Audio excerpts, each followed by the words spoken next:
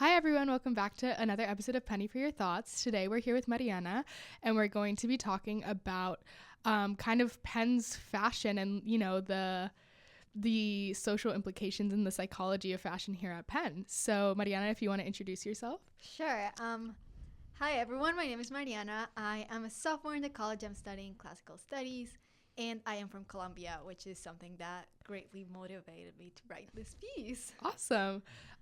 So obviously this article is super, super interesting and I think very much something that everyone can kind of understand and relate to some certain, degree. But I wanted to ask you kind of what was the response to this article when you wrote it? I remember talking to a friend.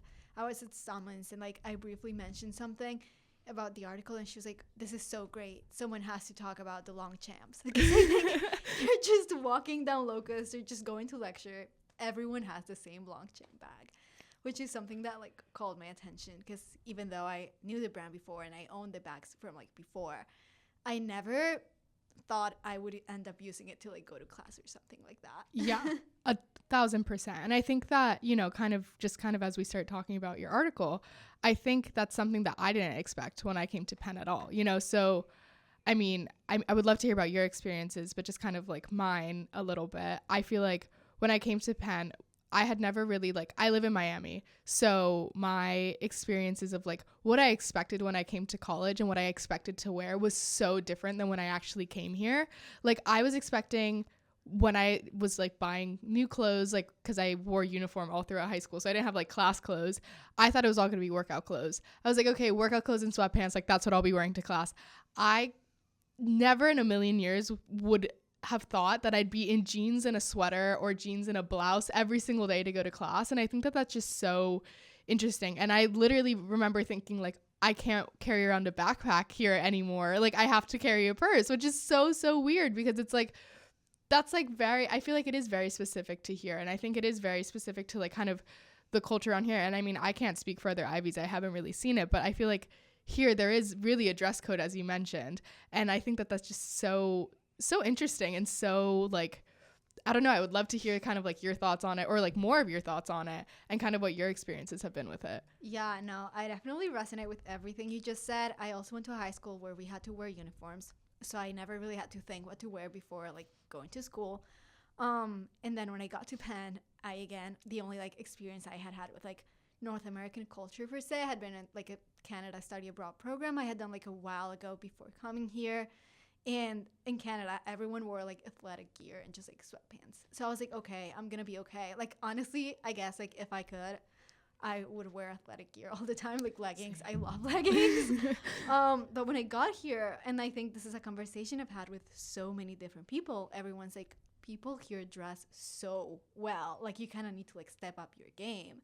And it's something that's unconscious, I feel because when I came here, I had such a different style.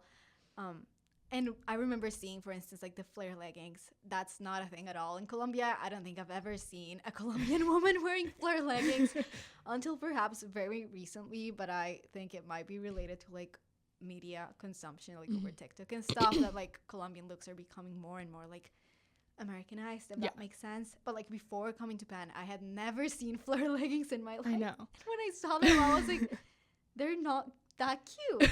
I don't know what happened, but now I just love them. I think it's definitely something psychological because I remember when I first saw them, I was I don't know why someone would wear this. This is inconvenient. You're walking down Locust on the rain and it's getting all wet. And now I'm the person walking down Locust with your flare leggings getting all wet. I know. And I think it's crazy because same way, I would have never in a million years thought for me, obviously, I'm sure that you kind of relate to this too. Miami's not a place where winter happens ever. We never dip below 40 degrees. And it's just I didn't really know how to dress for the cold. And I feel when I came here, I was okay, puffer jackets. That's cute. That's what's in style, whatever. And then I see everyone with their trench coats and I'm okay, I feel so out of place here. I feel I don't know how to dress for the winter. And I feel everyone here looks so put together and so nice. And here I am looking disheveled with my sweatshirt and my jeans. And I'm just here and I'm oh my goodness, I don't even know how to fit into this this culture of like, just because I feel like here, obviously, since it's so highly concentrated, like kids from the Northeast come to Penn, come to all the Ivies, I think they've grown up with this their whole life, you know, like this is just like normal for them to dress the way that they dress. And I think, you know, coming in from like a different area of the United States or a different country, like you really come in and you're like, where have I been all my life? Like, why have I been dressing like a complete bum every single day, like to go to class? Like, I would have never in a million years thought, because it's genuinely not the culture at UM or at FSU or UF, like all the big Florida schools, to dress in anything but like athletic wear for class, as we were talking about before. And I think when I came here, like, I was like, okay, I need to make sure my hair and makeup is done every single day. And I need to make sure that I'm wearing like cute little sneakers and like jeans and whatever. And I think that that's so kind of interesting, because it's like, why are we doing that? Like, who are we trying to impress when we're going to class? And I think that that's kind of where like the social kind of aspect comes in. And like, that's where I think it gets like really interesting. But I would love to know like kind of like your thoughts and like kind of what you've experienced in that regard. Yeah, I think it's definitely very interesting, because as I mentioned, my fashion choices were totally like unconscious. Like I started buying things without like realizing I was like slowly like fitting in with the crowd even more, until like it was like too late and I was like, I look exactly the same as everyone else. Not that it is a bad thing. I honestly like, I genuinely think it's cute. Yeah. But like what led me to like write this article was me thinking, do I actually think this is cute? Mm-hmm. Or was it something from my social environment that made me start thinking that this is cute? So like, I remember writing the article. I read another article from this Cornell student, I think, or Brown. I think it was one of the two. And she said that coming to like her specific school, she felt like a lost child. Mm-hmm. And I think that's so interesting, because it's like, if so many of us have this like same narrative of like, oh, I'm so lost, then why is like everyone like pretending not to be lost? I think it's very interesting when you come to think of it, because it's like, as you said, who are we trying to impress? Yeah. Like in my case, I'm like, I'm not sure. I guess like I was trying to like fit in better, because like I thought maybe if I look more white, maybe I will like be better received. So there's like, or maybe someone else is like, maybe if I look like I belong like to a different socioeconomic status, I will be better received. So I guess it's like a whole like a lot of factors just coming in together to like basically play with your mind, which I think is something so interesting. 100%. And I think that, you know, like when you talk about kind of like your socioeconomic status, I think that also a lot of kind of like, oh, this is cute, this is whatever, it is mainly like from brands. It's like, oh, well, like if you're wearing Adidas, that's like the cute thing. Or if you're wearing a Longchamp bag, like that's the cute thing. But it's like, are these actually cute, or do you just think they are because of how much they cost, or how much, like how on trend they are? And I think that, you know, like, I think it's really interesting. And you kind of opened your article with this of like, oh, like I took a picture for my friend and like 3 girls were all wearing the exact same outfit. And I think, you know, everyone's like, oh, like everyone kind of, I feel like here has like a sense of, you know, kind of, I have such great style and I'm so like, I really know how to dress, whatever. But it's kind of like you said, we're all kind of dressing the exact same because everyone's just kind of trying to follow the trend.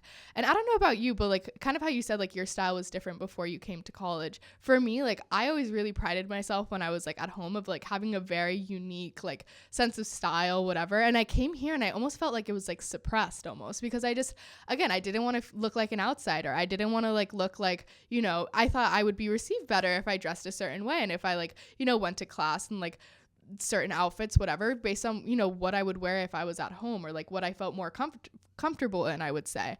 And I think that, you know, it's kind of interesting because it's like for people who like pride themselves on like, oh, like we dress so well, whatever, I don't really think that we applaud like individuality when it comes to clothing. And I think it's because we kind of all have like this mentality of like we all need to kind of fit in and look the same, because, you know, this gives, you know, signal of like we're classy, we're elegant, we are of higher class. Like, and it's like for like, again, who are we doing that for? Because it's like if we're all kind of in the same bubble and we're all kind of, you know, doing the same thing, it's like why do we need to strip ourselves of our individuality to prove that we are classy, whatever, of a different socioeconomic status? Like where I kind of miss the individuality of like clothing in general. And I feel like here, you know, there's a lot of conformity within like fashion choices, just because of, you know, like you said, like we kind of just all want to fit in and we don't really know where to start.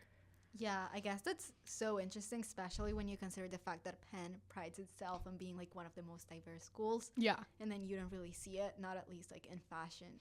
So I think for me, what you were saying, like we all want to look classy, like I just keep going back to the fact that like Penn is like an Ivy League institution. And like at least for me, while I was applying abroad, like everyone knew what the Ivy League was. So like I feel like the Ivy League is such like a big concept that you can't help but like feel pressured by it. Like it's like, oh, this is like an Ivy League institution, like I have to act like it.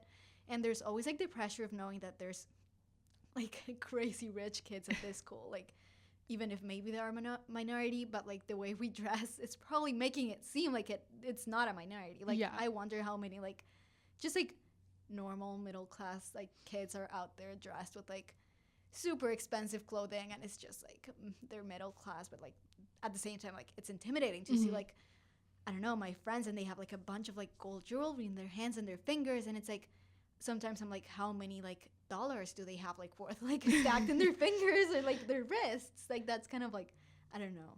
I think you also like highlighted that in your article of like we buy these pieces of designer clothing or like designer bags or shoes or whatever it might be, or jewelry, and it's like all in efforts to just fit in, right? Because it's like you would never, or like I just feel like here, I think it's funny because it's like I had always like growing up, I grew up in Miami, which is obviously like a very like vivacious city, and like it's a big city, so like there are people who have a lot of money, but I feel like people were very like flashy with their money in a different way, and it was like big like brands and like whatever things like that, and like you were like, oh, like what, and like the cars they drove and things like that. And then I feel like when you came here, like obviously no one's driving cars and like, you know, whatever, but I feel like you like sit there and you look in class and you're like, oh, she's got a love bracelet on or 4, and she's wearing like all these like nice pieces of jewelry, and it's like you know what I like, it's very interesting to kind of see like how people just kind of wear it so casually,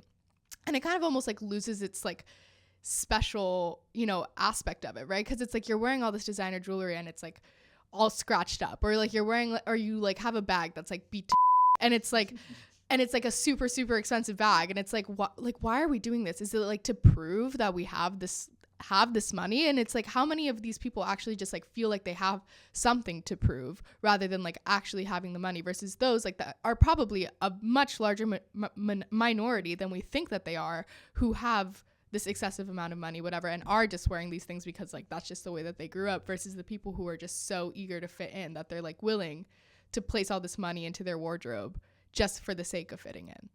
Yeah, no, definitely. Growing up in Colombia, like there was like this narrative that like if you were like really like rich, you would not be like showing it around. Yeah. Like those were the people that were like trying to like stay in like the download the most.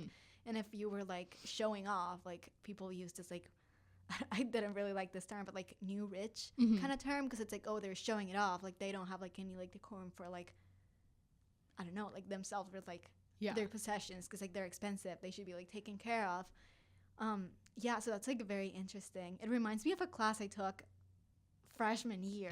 It was like on dark academia, and we touched upon like, again, fashion within like Ivy League institutions. And I think something we talked about was how like in the novels we were reading, like rich characters would like keep like their possessions and then like store them, or they were like maybe like even like a little bit like worn because they had been like passed down as like family heirlooms, versus like people who were just buying things or like using things to fit in within this like academia environment that were like extremely new. They were like wearing it everywhere, whereas like actually rich people like have them passed down as heirlooms. I think that's something I hadn't considered until like I just remember this class, which is like very interesting as well to consider how many like people here at Penn like probably are not like just wearing their very expensive stuff because it's, I don't know, it's like heirlooms. So like, their jewelry is like kept away because it was like their great grandma's or something. Yeah, and I think that maybe it is just like a Hispanic thing, that it's just like, because like obviously like I grew up super in a very Cuban and Colombian household, and it was always like you don't show off any brand name. Like nothing that you own should have a brand name on it. Nothing that you have should like show off any sort of money you have, because that's considered like tacky, and it's considered to be like in bad taste. And it's like, I think that there's a certain like aspect of that that like kind of holds true. I think that like, and you see that here, like no one's walking around with like a huge like logo on their body, but it's like there's still like very clear signs of like what you're wearing is like to prove your class and to prove that you have money. And it's like, it's interesting to think about, like, again, like I think my parents always tell me, they're like, I bet you the most wealthy people at your university, you would have no idea, like at all, right? Like because they that's not part of like who, like, you know, like they've never had to prove who they were and like their identity. And I think that here it is kind of like a big thing of like trying to, there's always like in some way or another, and I think this really translates to the culture of Penn as a whole, of just like proving who you are in one way or another, whether that's through the clothes you're wearing or like the internship that you have next summer. And it's like, I'm proving to you that I'm like this the most elite of the elite. Like we're at an amazing school, we're at an Ivy League school that is insane in and of itself, and yet we have like this entire notion of like we need to kind of prove even more in different ways of like, well, like your LinkedIn post, you know what I mean? It's like, where am I working? Like, who am I connected with? Whatever, like all that stuff. And I think like that kind of translates into everything here. And I think, you know, I kind of wanted to talk about with you, like, do you think that our kind of way that we dress and the way that we hold ourselves is like kind of because of the professionalism culture that we see here? I think definitely a large part of it is because of like the pre-professional culture. My roommate, she's in Wharton, and she always talks about how like students are pulling up to class dressed in like suits and like blazers, and I'm like, that is crazy. That's a bit too much. But definitely, I think there's always, as you were saying, like this need to impress, whether it is by pulling up like in your suit and saying like, oh, I just came from like a coffee chat with like McKinsey or something. Yeah.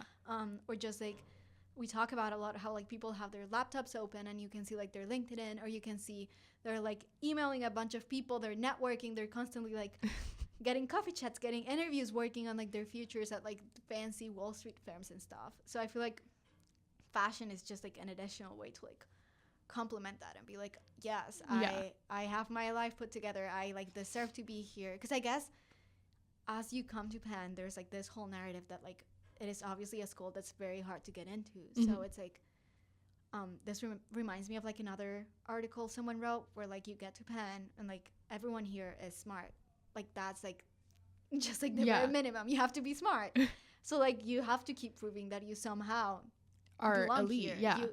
You deserve to be here somehow. Because like if you don't stand out anymore for being smart because everyone here is so smart, then how are you going to prove that you still belong here? Yeah. We had her, like the girl who wrote that article on our podcast, and we talked about that a lot. And I think that, yeah, like I think, you know, you come to this school and it's like kind of everyone's at the same level because we're all getting a degree from the exact same place. At the end of the day, I'm going to graduate from the University of Pennsylvania. I mean, hopefully, but like I have every intention of graduating from Penn, and it's like everyone else is going to get a degree from Penn. And it's like when you go into the job market, like you're not special compared to anyone else at Penn. I remember like I actually heard about this like when I went through like recruiting for investment banking, and I was like, they told me, they're like, obviously you go to Penn and obviously like, you know, you have an amazing education that you're like coming from like that background, but it's like, yeah, sure, we move all your resumes to the top, but now you have to fight with every single other person at Penn. And I think that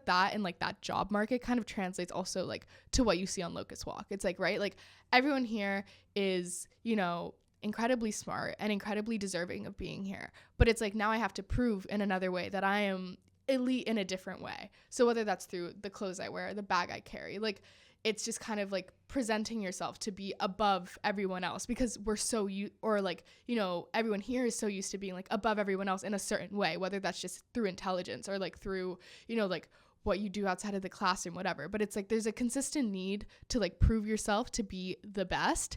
And I feel like since everyone kind of sees that, we kind of all fall into like this groupthink of like, well, I don't want to look like less than because I don't have XYZ amount of money to buy XYZ jacket or XYZ like pants or whatever it might be. And I think that like that is really interesting to see. And it was something that I didn't really expect when I came to school here, you know? Yeah, no, definitely. I think that when you come to an environment like this where everyone is, as we said, already very smart, then what's like the other arena you can show you're better? That's why I guess we start like chasing social capital. And it's not only like through fashion, like you can see like how like Greek life is very like heavily just like ranked, like, oh, like the top frats, the top sororities, or like, where are you partying this weekend, where are you going this weekend, are you going downtown, are you spending hundreds of dollars getting into clubs downtown, are you like staying in your dorm? So I guess it like translates into like this like constant chase of social capital, because I guess, as you were saying, like the resume thing, like if you're at a firm and like all of the resumes come from Penn, it's like they're gonna like probably start picking apart like your background, like what makes you special at Penn. Were you part of like the most like prestigious like clubs, like the consulting clubs? I'm not familiar with them at all, but like, were you part of like XYZ like Warden Club that's like very hard to get into, or were you like president of XYZ frat that's like the best frat on campus, or it's like very like renowned with like throughout the country? So I guess it like, yeah, it makes a lot of sense that when the basic like smart or intelligence is the same, they need to start looking for other things to like set you apart. And that's where like I guess to start like picking apart your background, which I guess is like also why I started like going a bit into like race, and just like, because when you're like not white, it's like that becomes one thing that can be picked apart by others and be like, oh, like this person is not white, let's give priority to someone who is. Yeah, 100%. And I think that it's really interesting kind of to come to a school that is predominantly white and to not be like, to not identify as white, but to pass as white. I think that that's a really interesting thing that you talked about in your article, because I, you know, obviously like I'm Hispanic and I grew up in Miami my whole life, which is predominantly Hispanic. And I remember I came here and it's like, yeah, like I come as someone who like looks like they're American, you know? And it's like, but I had people the minute that they came here and like that are from Miami as well. And they used to ask them, they would be like, oh, like, are you a dual immersion student? Because like you have an accent when you speak English. And it's like, you know what I mean? And it's like, why is, we're like picking apart people. And it's like, obviously this individual is very intelligent and she's here because she's smart and because you like, and she was, you know, and like, what is it that like, just because you speak with an accent or because maybe you don't look blonde hair, blue eyes, super pale skin, like why does that equate to being, you know, less than, you know, in this environment? Or why does it mean like, you know, like, why does there need to be commentary on the fact of like, if I speak with an accent or if I don't, like, I'm still here and I'm still just as smart as you. And in fact, I speak more than one language and I still am able to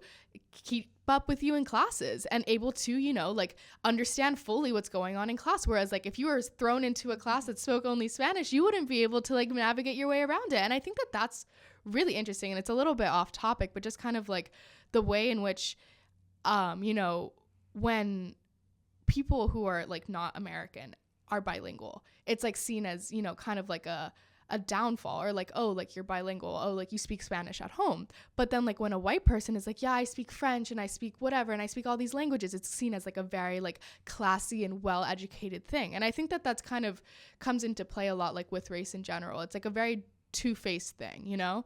And like, yeah, I think it's really interesting to see like how kind of, you know, obviously we are considered to be a very diverse campus, but that doesn't necessarily mean that we're fully integrated as like everyone else is. And like that, you know, we have the same experience that other people do at this university, you know? Yeah, no, definitely.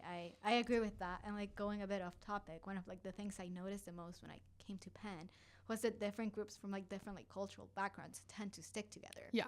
Which is something I found very interesting because first of all, like I come from Colombia, so like Colombia is not like a very like diverse country in terms of like different cultures, but also because I thought that Penn markets itself as this like big diverse thing where like everyone is like friends with everyone, like culture, there's like a lot of like cultural exchange.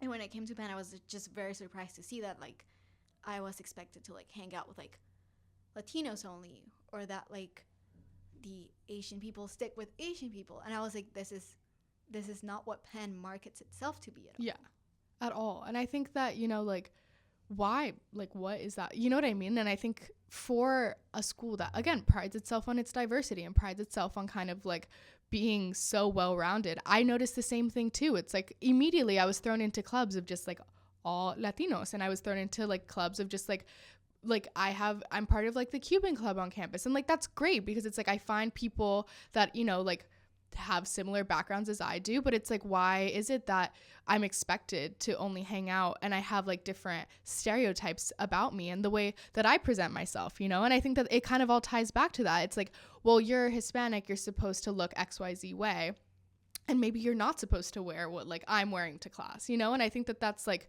really interesting to think about, because it's like, what is like, where does this come from? It's like, and why is it like, why does that even happen in the first place? Because it doesn't really make sense to me, because it's like, we're all here and we're all doing the same thing. We're all going and we're taking the same classes. Like, and at the end of the day, like, I feel like there's a segregation here, not only within race, but also within socioeconomic status. It's like, if, like you said, like if you're not willing to go out downtown and drop hundreds of dollars on a ticket, it's like, why? Like what's stopping you? And it's like, first of all, maybe I just don't want to spend that money. Like, and that I think it's stupid. Or it's like, you know, like maybe and I think that that's kind of what I was saying about like brands when it comes to clothing. It's like, oh, like she doesn't have a designer bag. Like, why? Like, that's like, why don't you want to invest in that? And it's like, because maybe I don't think it's cute, and maybe I don't think that it's like something that fits into my style, and why should I be so pressured and feel like the need to conform to something when it doesn't really feel like it's like, you know, serving me at all? Yeah, no, I agree 100%. I think it's very interesting to think about the fact that like we come to Penn, and then it's like, for instance, me, before coming to Penn, I was not able to like tell any like brand apart. Yeah. I like, sure, I knew what a long chain bag looked like because I knew it from before, but I like jewelry, I was not able to like pinpoint it the way that I'm like, I now can look at someone's like neck and be like, oh, that's like Kate Spade. Yeah. So I think that's like very, I don't know, it's just very shocking because and it's like automatic. Like I just see someone walking down Locust and I can like just like figure out where their entire wardrobe comes from. So I think it's just like, I remember reading this like interesting article about like the similar to me effect. That's basically like you are kinder to people who look like you. Mm-hmm. And I think at Penn, I don't know if this is entirely true, because again, I started like changing my own appearance before like fully testing it out. Mm-hmm.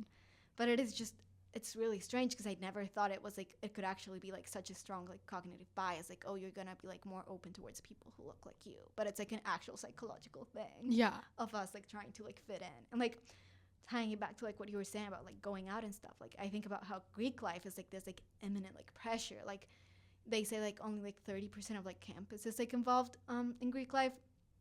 But it seems like it's everywhere. So it's like you cannot escape it. And there's like a bunch of people like I know that were not like able to like afford like Greek life, and they still like felt the pressure to like rush and just like getting to Greek life. So I think it's like very interesting how we like chase it, and like we want to be like, I guess we want to look like we're classy, we're elite, we're like part of like this, like we deserve to be here, we're Ivy League, yeah. Even if we come from like very different backgrounds. Yeah, I 100% agree. And I think it's like it's a conversation that could be talked about all day, and unfortunately we are running out of time, but this has been so great. So we'll move on to like our final little section of our podcast, which is kind of, we ask every single person to do like a hot take on anything. It doesn't matter like on what, but like I have to ask you, what's your hot take? Okay, my hot take is that I do not like watching new movies. I hate watching new movies. Wait, me too. I will rewatch the same movies over and over and over again. Yeah, I hate not knowing what's gonna happen. I would rather just rewatch the same stuff. I cannot stand like just going in blind for something that's not gonna be good. What's your favorite movie? I really like Anyone But You. Ooh, I've never watched that one. It's so good. That one you should watch. Okay, maybe I'll take the plunge and I'll watch a new one on that one. Really good. Wait, that's a good one. I actually do agree with that one. See, that's a good hot take. I'm just gonna agree with her on that one because that's a good one. But yeah, thank you so much for being here today. This is such a great and fun conversation to have. And thank you guys for listening and watching, and we'll see you soon. Thank you.